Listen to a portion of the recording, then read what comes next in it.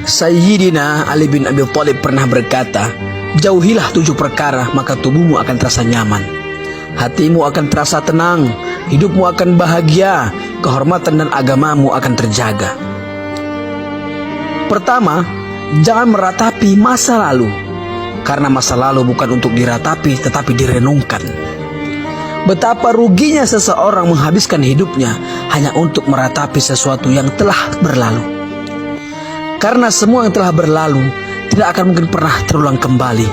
Kalaupun terulang kembali, dimensinya pasti akan tetap berbeda.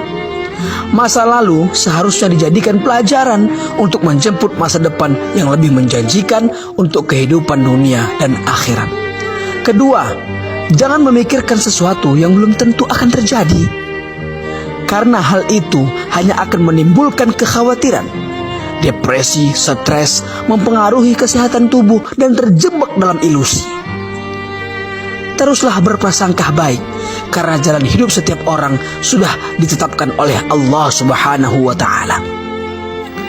Dalam Al-Quran, Allah Subhanahu wa Ta'ala berfirman, katakanlah bahwa sesuatu sekali-kali tidak akan menimpa kami melainkan apa yang telah ditetapkan oleh Allah bagi kami.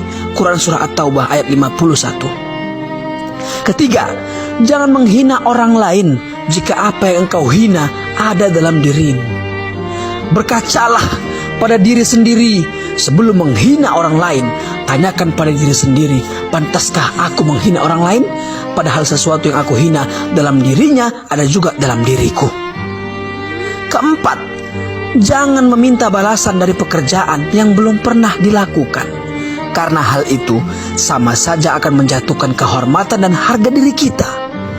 Orang lain akan menganggap kita tidak jauh berbeda dengan pengemis yang meminta-minta di jalanan. Kelima, jangan melihat sesuatu yang belum dimiliki dengan penuh ketamakan. Melihat sesuatu yang membuat kita termotivasi untuk mendapatkannya. Memang tak ada larangan dalam agama, justru diperintahkan selama masih berada dalam koridor yang dibenarkan. Tetapi jika sudah diikuti dengan ketamakan, hal itu melanggar aturan. Karena ketamakan akan menjerumuskan seseorang dalam perbuatan yang berlebih-lebihan dan tidak terkontrol.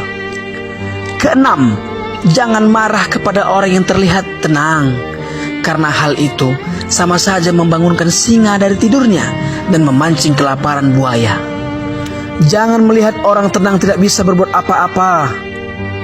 Dalam ketenangannya, ia berusaha menahan amarahnya. Kapan amarahnya keluar, maka ledakannya seperti bom yang mematikan. Berusahalah tenang dalam keadaan apapun. Menghadapi sesuatu dengan kemarahan tidak akan menyelesaikan masalah, tetapi justru menambah dan memperkeruh masalah. Ketujuh, jangan memuji orang yang tidak tahu diri.